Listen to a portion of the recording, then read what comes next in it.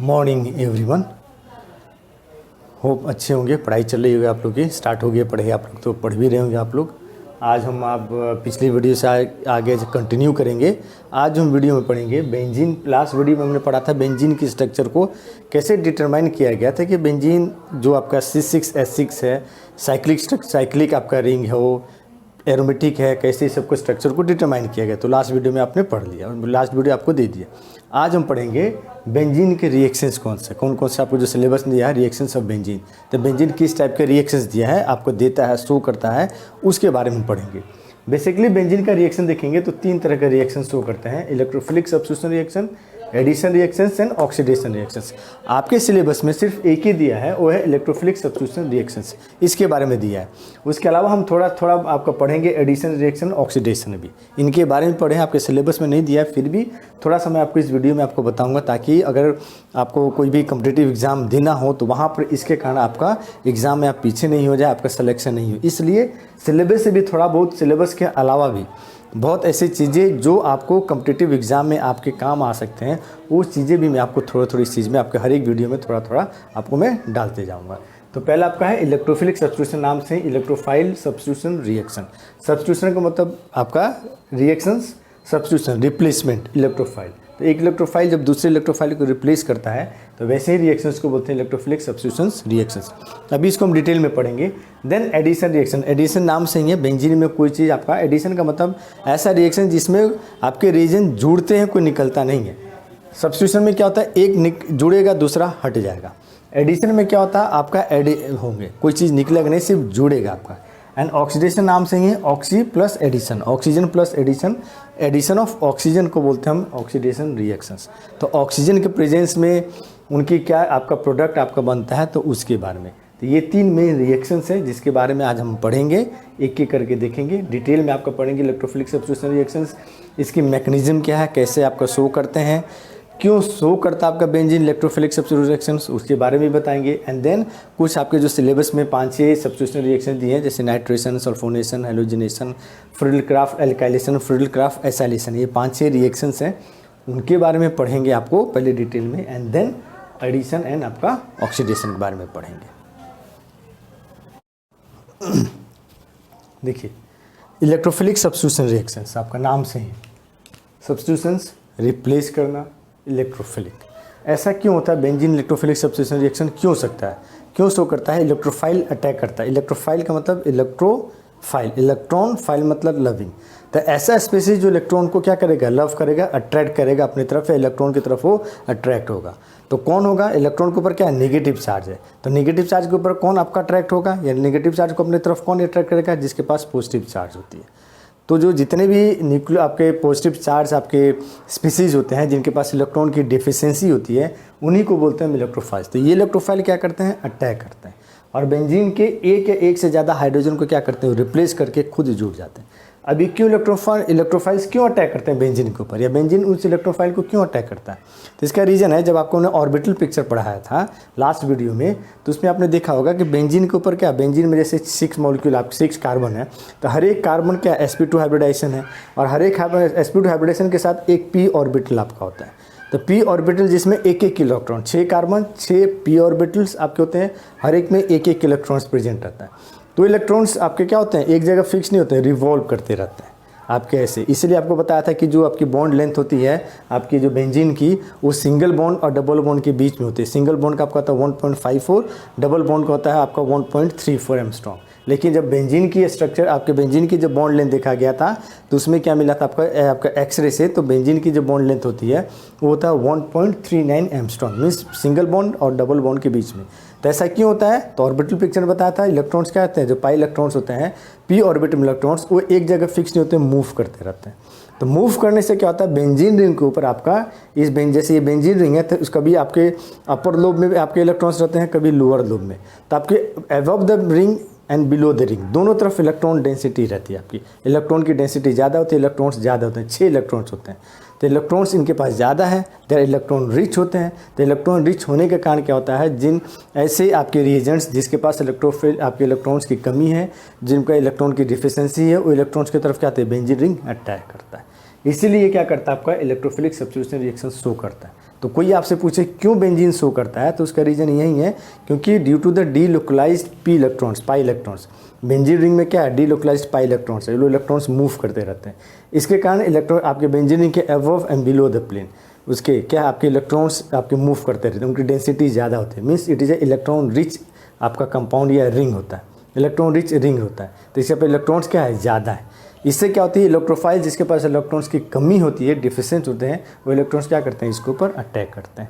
और अटैक करने के बाद जो आपके बेंजीन में जो 6 हाइड्रोजन है, उन 6 में से किसी एक हाइड्रोजन को इलेक्ट्रोफाइल्स अटैक रिमूव करके रिप्लेस करते हैं और खुद उसके जगह जाके क्या करते हैं, रिप्लेस आपके जुड़ जाते हैं। इसीलिए इनको बोलते हैं, ऐसे रिएक्शंस को बोलते हैं इलेक्ट्रोफिलिक सब्स्टिट्यूशन रिएक्शन। और यही रीज़न है आपके बेंजीन क्यों इलेक्ट्रोफिलिक रिएक्शन शो करता है, एक रीज़न ये है।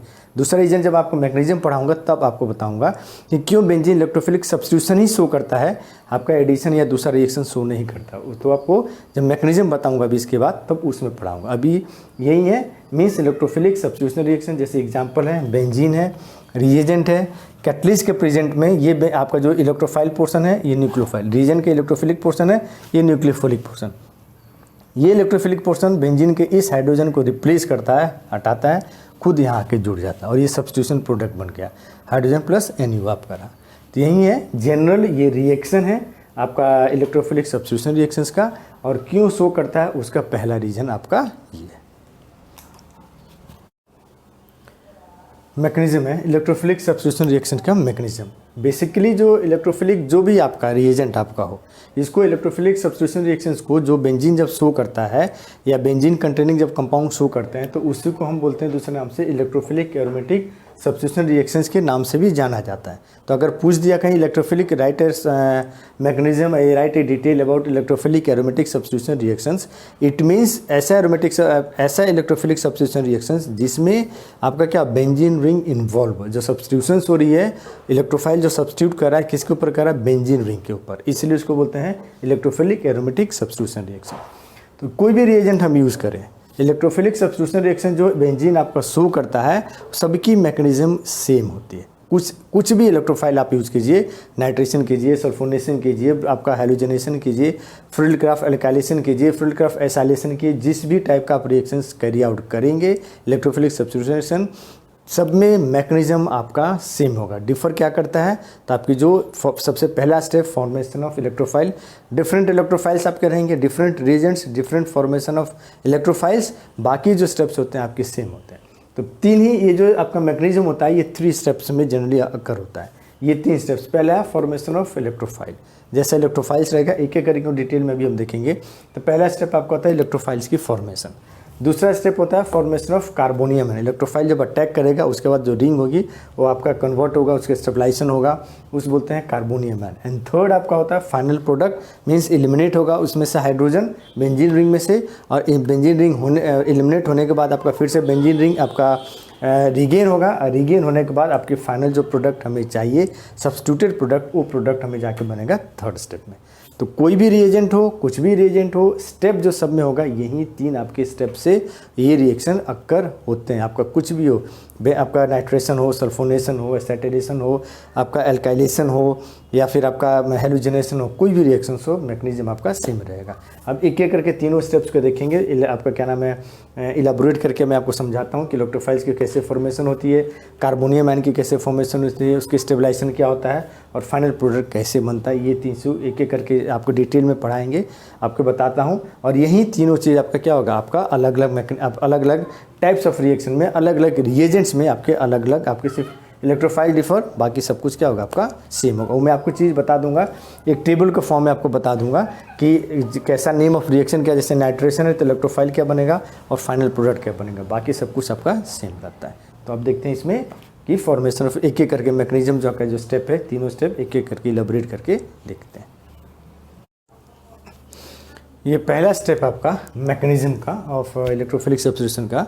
पहले स्टेप में क्या होती है, फॉर्मेशन। जैसे अभी आपको बताया 3 स्टेप होता है, फॉर्मेशन ऑफ इलेक्ट्रोफाइल, आपका attack of electrophile, and formation of आपका कार्बोनियम आयन, एंड थर्ड आपका फॉर्मेशन ऑफ आपका फाइनल प्रोडक्ट। तो पहले जो आपका होता है फॉर्मेशन ऑफ इलेक्ट्रोफाइल E+, ये क्या है, it is an acid based reaction. ये जो एक्चुअल में होता है एक एसिड बेस्ड रिएक्शन होता है that generates the attacking reagent that is electrophile.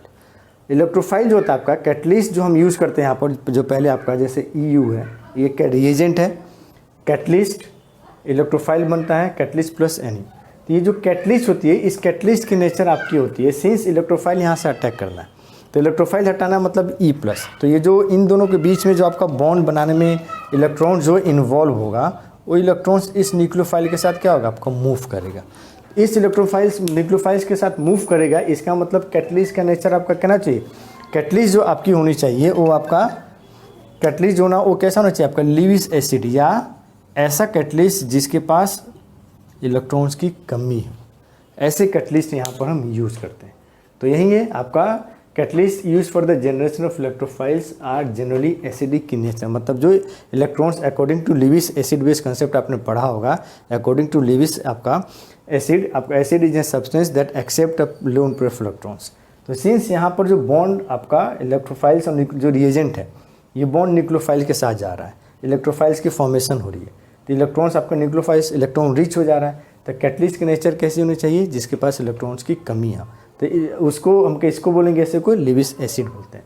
जैसे H2SO4, BF3, आपका जो बोरोन ट्राइफ्लोराइड है, FeCl3, एनहाइड्रस AlCl3, इस टाइप के जो और दूसरे लिविस एसिड्स हैं, वो एज अ काम करता है आपका कैटलिस्ट के रूप में, या उन्हीं को हम यूज़ कर सकते हैं एज ए कैटलिस्ट के रूप में, तभी आपके इलेक्ट्रोफाइल्स की फॉर्मेशन होगी, नहीं तो फॉर्मेशन नहीं होगी।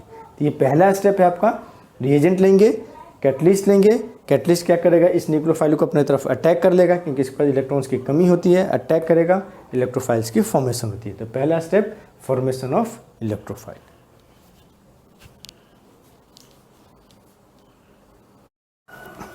नेक्स्ट स्टेप आपका है formation of carbonium ion. Means जो आपका पहले स्टेप में आपका इलेक्ट्रोफाइल्स जो बना, जिसके पास इलेक्ट्रॉन्स की कमी है, बेंजीन रिंग है, बेंजीन रिंग में अब जैसे आपको मालूम है पाई इलेक्ट्रॉन्स जो इलेक्ट्रॉन्स होते हैं क्या करते हैं, रिवॉल्व कर रहे होते हैं। मीन्स कभी आप जो स्ट्रक्चर देखें, कभी बॉन्ड ऐसे ऐसे रहता है और कभी आपका ऐसे और इस टाइप रहता है। तो सपोज मानो ये जो दो कार्बन है, इन दो कार्बन के बीच में जो डबल बॉन्ड है, ये पाई इलेक्ट्रॉन्स है, ये पाई इलेक्ट्रॉन्स, ये जो पूरे के पूरे पाई इलेक्ट्रॉन्स इस कार्बन की तरफ मूव कर गया, तो यहाँ पर क्या हो जाएगा आपका नेगेटिव चार्ज, यहाँ पर क्या हो जाएगा पॉजिटिव चार्ज। तो ये नेगेटिव चार्ज कार्बन जो है, जिसके पास इलेक्ट्रॉन्स की आपकी क्या हो गई, रिच हो गया, इलेक्ट्रॉन्स ज़्यादा हो गया, ये इस इलेक्ट्रोफाइल्स जो पहले स्टेप में बना, जिसके पास इलेक्ट्रॉन्स की क्या है कमी है, उस इलेक्ट्रोफाइल्स के ऊपर क्या करता है, अटैक करेगा। अटैक करने के बाद फिर आपका क्या बनाता है, ये कार्बोनियम आयन बनाता है। कार्बोनियम आयन मीन्स ऐसा आयन आपने पढ़ा होगा, कार्बोनियम आपका ऐसा आयन होता है जिसमें या ऐसा सब्सटेंस होता है, ऐसा आपका कंपाउंड होता है जिसमें कार्बन है, एक कार्बन पर पॉजिटिव चार्ज क्रिएट हो जाता है। तो वैसे कंपाउंड को, वैसे इंटरमीडिएट को बोलते हैं हम कार्बोनियम आयन बोलते हैं। सिंस इस केस में बेंजीन रिंग इन्वॉल्व है, बेंजीन एरीन होता है, इसलिए इसको हम एरीनियम आयन भी बोलते हैं, एरीनियम या बेंजीनोनियम आयन भी बोलते हैं। ये जो आपका बना कार्बोनियम आयन जिसके ऊपर पॉजिटिव चार्ज है, इस आपको कार्बोनियम आयन को एरीनियम आयन या बेंजीनोनियम आयन भी बोला जाता है। ठीक, तो यही आपका दूसरा स्टेप है। दूसरे स्टेप में जो आपका बेंजीन रिंग है, जिसके ऊपर इलेक्ट्रॉन्स रिच है, इलेक्ट्रॉन की डेंसिटी ज़्यादा है, ये इलेक्ट्रॉन्स क्या होता है, पाई इलेक्ट्रॉन्स, इलेक्ट्रोफाइल जो पहले स्टेप में बना उस इलेक्ट्रोफाइल के ऊपर अटैक करेगा। बेंजीन रिंग के ऊपर आपके क्या होता है, इलेक्ट्रॉन की जो पहले रिच था अब कमी हो गई, तो इसके ऊपर पॉजिटिव चार्ज क्रिएट होता है। इस पॉजिटिव चार्ज को बोलते हैं कार्बोनियम आयन, जो आयन आपका बना, और इससे से बेंजीन रिंग है, एरीन कंपाउंड है, इसलिए इसको बोलते हैं एरीनियम आयन या बेंजोनियम आयन। ये जो स्टेप होता है सेकेंड स्टेप, तीनों स्टेप में सबसे स्लोएस्ट स्टेप होता है। जो पहले इलेक्ट्रोफाइल, दूसरा formation of carbonium and third आपका फाइनल प्रोडक्ट होता है। इन तीनों स्टेप में ये जो सेकेंड स्टेप सबसे स्लोएस्ट स्टेप होता है। सिंस स्लोएस्ट स्टेप होता है इसलिए ये स्टेप जो होता है it is rate determining step होती है। तो जिस आपके रेट से फॉर्मेशन ऑफ कार्बोनियम आयन होगा, उसी रेट से आपका जो इलेक्ट्रोफिलिक एरोमेटिक सब्स्टिट्यूशन रिएक्शन है वो प्रोसीड करेगा। तो कोई अगर आपसे वाई में पूछता है, ये 2 नंबर के क्वेश्चन में आता है, which is the slowest step या which is the rate determining step in the aromatic electrophilic substitution reaction, तो आपका आंसर होना चाहिए second step, that is the formation of carbonium ion जो होता है, जिसमें बेंजीन रिंग जो आपकी होती है वो आपका इलेक्ट्रोफाइल जो फर्स्ट स्टेप में बनता है उस इलेक्ट्रोफाइल के ऊपर अटैक करता है, और बेंजीन रिंग के ऊपर पॉजिटिव चार्ज की क्रिएशन, इलेक्ट्रॉन्स की कमी हो जाती है तो पॉजिटिव चार्ज की क्रिएशन होता है। उस आपके कंपाउंड को, उस स्ट्रक्चर को बोलते हैं हम कार्बोनियम आयन या एरीनियम आयन या बेंजीनोनियम आयन। यही फॉर्मेशन आपकी होती है, स्लोएस्ट स्टेप होती है, और स्लोएस्ट स्टेप होती है तो ये रेट डिटरमाइनिंग होता है किसी भी रिएक्शन का, किसी भी चीज़ का। सपोज जैसे ये आपका क्या नाम है मार्कर है, इस मार्कर में आपका ये कैप होता है, एक बॉडी होती है, अंदर का आपका रिफिल होता है। तो सपोज एक दिन में कोई कंपनी ये 10 बनाती है, कैप 10 बनाता है, बॉडी सिर्फ 5 ही बना पाता है, और आपका जो अंदर वाला चीज़ होता है वो 2 आपके क्या नाम है जो रिफिल होती है वो 10 बना पाता है। तो टोटल कितना होगा, क्योंकि आप बनाने के लिए तीनों चीज़ की ज़रूरत है। तो ये 10 है, आपकी बॉडी 5 है, लेकिन अंदर रिफिल 10 है, तो ये बॉडी तो सिर्फ 5 ही है ना, तो कंप्लीट आपको क्या चाहिए, तीनों चाहिए। तो बनेगा कितना, सिर्फ 5 ही आपका पेन मार्कर बनेगा। तो सेम चीज़ यहाँ भी है, जितने अमाउंट में कार्बोनियम आयन बनेगा उतनी ही अमाउंट में आपका फाइनल प्रोडक्ट भी बनेगा। तो आपका जो रेट डिटरमाइनिंग स्टेप होता है ये सेकेंड स्टेप होता है, that is the formation of carbonium ion. अब इसी में इसकी देखेंगे हम आपका क्या नाम है, इसकी स्टेबिलिटी, क्योंकि कार्बोनियम आयन बन गया, पॉजिटिव चार्ज बन गया, तो ये कैसे अपने आप को स्टेबलाइज करता है। तो वहीं इसमें रेजोनेंस स्टेबलाइज कार्बोनियम आयन होता है, तो इसकी स्ट्रक्चर भी देखेंगे कैसे अपने आप को रेजोनेंस के थ्रू ये स्टेबलाइज करता है, क्योंकि ये भी 2 नंबर में पूछ देता है कभी कभी। राइट द आपका क्या नाम, व्हाट इज एरिनियम आयन या कार्बोनियम आयन, या how the carbonium ion is stabilise. तो ये रेजोनेंस स्टेबलाइज होते हैं। मैकेनिज्म में वो जब भी मैं आपको लिखाऊंगा स्टेप जो 3 लिखूंगा इसमें, इसका जो आपका स्टेबलाइजेशन करती है रेजोनेंस से, जो रेजोनेंस स्ट्रक्चर लिखेंगे वो स्ट्रक्चर लिखना भी जरूरी है, क्योंकि अगर नहीं लिखेंगे तो आपका मैकेनिज्म इनकम्प्लीट बना जाएगा और आपके पूरे मार्क्स नहीं मिलेंगे। तो अब देखते हैं इसमें जो स्टेबलाइजेशन, जो कार्बोनियम आयन जो रेजोनेंस स्टेबलाइज होता है उसको देखते हैं। ये अब देखेंगे कैसे जो कार्बोनियम आयन सेकेंड स्टेप में बनता है by the attack of benzene ring on the electrophile, वो कार्बोनियम आयन कैसे अपने आप को रेजोनेंस स्टेबलाइज करता है, क्योंकि उसके ऊपर पॉजिटिव चार्ज है, तो पॉजिटिव चार्ज को कैसे स्टेबलाइज करता है। अब ये पहला स्ट्रक्चर जो आपका बना, तो ये जो पॉजिटिव चार्ज है आपका कार्बन, ये क्या होता है, यहाँ कार्बन के ऊपर मूव करता है और ये डबल बॉन्ड यहाँ मूव करता है, ये आपका स्ट्रक्चर बन गया।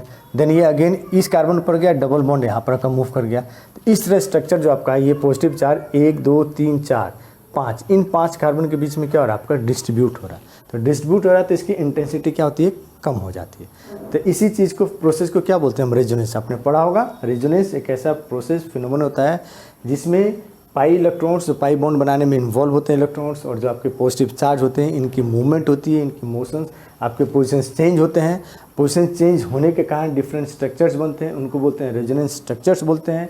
उन सब के बराबर एक अलग से स्ट्रक्चर जो मोस्ट स्टेबलाइज उसमें होता है, स्ट्रक्चर बनता है, उसको बोलते हैं हाइब्रिड स्ट्रक्चर। तो यही रेजोनेंस स्टेबलाइज आपका एरिनियम आयन है। एरिनियम आयन अपने आप को ऐसे स्टेबलाइज करता है थ्रू रेजोनेंस स्ट्रक्चर, और ये हाइब्रिड स्ट्रक्चर है एरिनियम आयन का, जो कि क्या मोस्ट स्टेबल है अमंग ऑल दिस 3। तो ये स्ट्रक्चर, ये आपका स्टेप लिखना जरूरी है। सेकंड स्टेप में स्ट्रक्चर बनाना जरूरी है, ये नहीं बनाएंगे तो आपका मैकेनिज्म इनकम्प्लीट है, नंबर आपके कटे जाएंगे, तो ये जरूर बनाइएगा। अब हम देखेंगे इसमें जो लास्ट स्टेप है, फाइनल प्रोडक्ट कैसे बनता है उसको हम देखेंगे।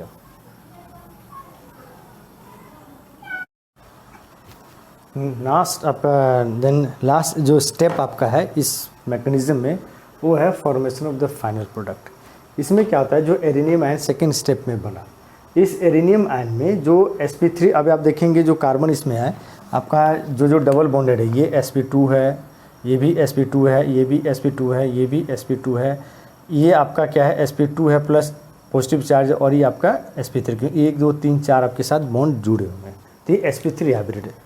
तो sp3 हाइब्रिड है, तो यहाँ पर क्या होता है आपका, इसकी जो बॉन्ड एनर्जी होती है कम होती है एज कम्पेयर टू, यहाँ भी आपका एक होता है, एक हाइड्रोजन यहाँ भी आपका है। तो अब आपकी होती है कि हाइड्रोजन कौन सा लिबरेट होगा, ये हाइड्रोजन लिबरेट होगा कि ये हाइड्रोजन, क्वेश्चन आपका अराइज होता है। तो हाइड्रोजन उस कार्बन से लिबरेट होगा जिस कार्बन जो sp3 है, या जिसका बॉन्ड आपका लेंथ बड़ा है और बॉन्ड एनर्जी आपकी कम है।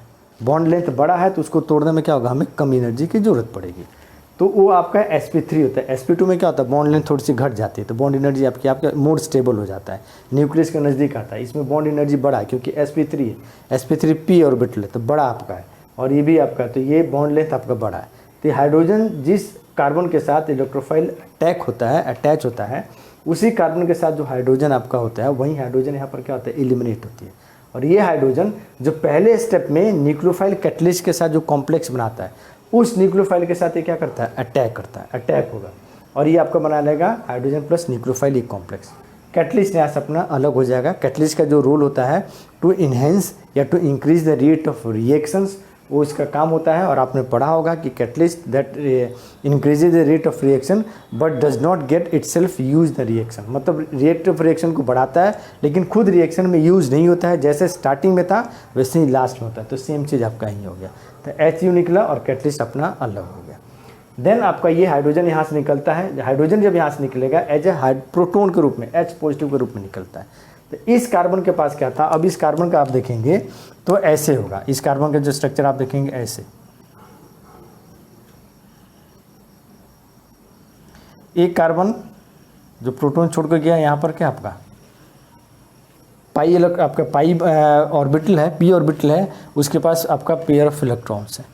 यहाँ पर आपका है जो पहले से ही क्या है आपका पॉजिटिव है, मतलब कोई एम्प्टी ऑर्बिटल है, कोई इलेक्ट्रॉन्स है आपका अवेलेबल नहीं है। तो इन दोनों के बीच में ऐसे ओवरलैप होता है और ये क्या बनाता है आपका फिर से अपना जो डबल बॉन्ड है वो डबल बॉन्ड ये फिर से क्या आता है वापस रिटेन कर लेता है। तो इस तरह होती है। तो ये H पॉजिटिव अगर यहाँ से निकलता है तो क्या होता है, H पॉजिटिव यहाँ से निकलता है तो ओवरलैप आपकी नहीं होती, क्योंकि यहाँ से निकल ही नहीं सकता आपका। एक ही कार्बन के ऊपर ऐसा होता है कि एक p ऑर्बिटल एम्प्टी है और एक p ऑर्बिटल जिसके ऊपर आपका क्या है आपका एक लोन पे इलेक्ट्रॉन्स प्रेजेंट है, तो इनके बीच में ओवरलैप नहीं होती। इस कार्बन के साथ आपका होता है हाइड्रोजन निकलता है एज अ प्रोटॉन के रूप में, जो इन दोनों के बीच में इलेक्ट्रॉन्स आपके इन्वॉल्व हैं बॉन्ड बनाने में, ये इलेक्ट्रॉन्स इसी कार्बन के साथ रह जाता है। तो p ऑर्बिटल इसके पास क्या है पेयर ऑफ इलेक्ट्रॉन है। जस्ट इस कार्बन जिसके पास क्या जो पॉजिटिव चार्ज है इसके पास p ऑर्बिटल है लेकिन आपका इलेक्ट्रॉन्स नहीं है, एम्प्टी है। तो इन दोनों के बीच में साइड वाइज ओवरलैप होती है और ये आपका क्या बनाता है फिर से अपना जो क्या नाम है जो एरोमेटिसिटी है, एरोमेटिक कैरेक्टर है या फिर जो डबल बॉन्ड है उस डबल बॉन्ड को फिर से क्या करता है रिटेन कर लेता है। तो ये तीसरा आपका स्टेप है जो फॉर्मेशन ऑफ फाइनल प्रोडक्ट है। तो ये याद रखिएगा। उस हाइड्रोजन से पूछ सकता है कोई, जो हाइड्रोजन एज ए प्रोटॉन के रूप में एलिमिनेट होगा तो किस कार्बन से होगा, तो उस कार्बन से जिसके साथ आपका इलेक्ट्रोफाइल अटैच है, क्योंकि ये कार्बन sp3 हाइब्रिडाइज है। sp3 हाइब्रिडाइज है मतलब कार्बन हाइड्रोजन के बीच में जो बॉन्ड लेंथ है बड़ा है एज कम्पेयर टू जो sp वाले पे है, sp2 में है, इसकी एनर्जी कम है, तो इसको हमें तोड़ने में क्या होती है आपकी आसानी होती है। तो ये आपको बना लिया फाइनल सब्स्टिट्यूटेड प्रोडक्ट आपका बना लिया। यही 3 स्टेप में इलेक्ट्रोफिलिक सब्स्टिट्यूशन रिएक्शन शो होती है। एक बार फिर से रिवाइज कर लीजिए। पहले स्टेप में आपका फॉर्मेशन ऑफ इलेक्ट्रोफाइल होता है, इलेक्ट्रोफाइल फॉर्म होता है, एसिड बेस रिएक्शन होती है, कैटलिस्ट हम यूज़ करते हैं। किस टाइप का कैटलिस्ट, नेचर क्या आता है लीविस एसिड। ये भी क्वेश्चन पूछ सकता है 2 नंबर में कि द नेचर या type of catalyst used in the aromatic electrophilic substitution reactions are. तो कौन से होते हैं, लीविस एसिड होते हैं जिनके पास इलेक्ट्रॉन्स की कमी होती है, वैकेंट डी ऑर्बिटल्स होते हैं, जैसे FeCl3, anhydrous AlCl3, boron trifluoride BF3, H2SO4, ये सब क्या होते हैं, इनके पास आपका डिहाइड्रेटिंग एजेंट बोलो या लीविस एसिड बोलो, ताकि क्या होता है वो इलेक्ट्रॉन्स एक्सेप्ट कर लेते हैं। दूसरे स्टेप में बेंजीन रिंग जिसके ऊपर इलेक्ट्रॉन रिच है, जो इलेक्ट्रॉन रिच है, इलेक्ट्रॉन की डेंसिटी ज़्यादा है, वो पहले वाले स्टेप में जो इलेक्ट्रोफाइल बनता है उसके ऊपर अटैक करता है, एरेनियम बाइंड बनाता है, रेजोनेंस स्टेबलाइज होता है। एंड देन थर्ड में आपका जो प्रोटॉन होती है जिस कार्बन के ऊपर इलेक्ट्रोफाइल अटैक करता है वो प्रोटॉन वहाँ से रिमूव होती है, अपने दोनों इलेक्ट्रॉन्स जो बॉन्ड बनाने में इन्वॉल्व है इलेक्ट्रॉन्स इसके पास छोड़ देता है। तो एक p ऑर्बिटल, एक कार्बन जिसके ऊपर p ऑर्बिटल है, लोन पे इलेक्ट्रॉन है, एक कार्बन जिसके ऊपर p ऑर्बिटल तो है लेकिन इलेक्ट्रॉन्स नहीं है, एम्प्टी ऑर्बिटल से। इन दोनों के बीच में साइडवाइज ओवरलैप होता है, फिर से डबल बॉन्ड रिगेन हो जाती है और ये final product, final substituted product बन जाता है। HNE प्लस कैटलिस्ट, जो कैटलिस्ट का रोल होता है रेट ऑफ रिएक्शंस को इंक्रीज करना, लेकिन खुद रिएक्शन में यूज नहीं होता है, वो एज सच यहाँ पर आपका लास्ट में प्रेजेंट हो जाती है। यही 3 स्टेप में ये electrophilic aromatic substitution reaction occur होता है। कोई भी आप ले लीजिए, आपका हेलोजिनेशन, ब्रोमिनेशन, आपका क्या नाम है नाइट्रेशन, सल्फोनेशन, फिल्डक्राफ्ट एल्काइलेशन, कुछ भी लीजिए, आपका क्या नाम है मैकेनिज्म यही 3 स्टेप में होता है।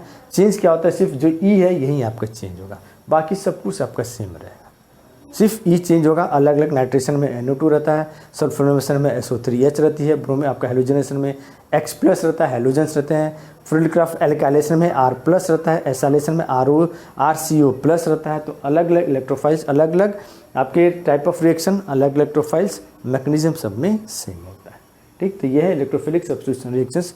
अभी इसमें हम देखेंगे कि क्यों ये इलेक्ट्रोफिलिक सब्स्टिट्यूशन जो आपका वो था, जो जब आपने पढ़ा, आपको वीडियो लास्ट वीडियो में डाला था मैंने कि कैसे बेंजीन की स्ट्रक्चर को डिटरमाइन किया गया, तो उसमें आपका एडिशन, आपका जो डबल बॉन्ड थे, तो डबल बॉन्ड आपका शो कर रहा था डबल बॉन्ड, तो डबल बॉन्ड के साथ तो आपका एडिशन रिएक्शन शो करना चाहिए, लेकिन ये क्या शो करता है, सब्स्टिट्यूशन रिएक्शन। तो क्यों सब्स्टिट्यूशन रिएक्शन शो करता है, एडिशन नहीं शो करता है, वो अभी हम आपको बताते हैं।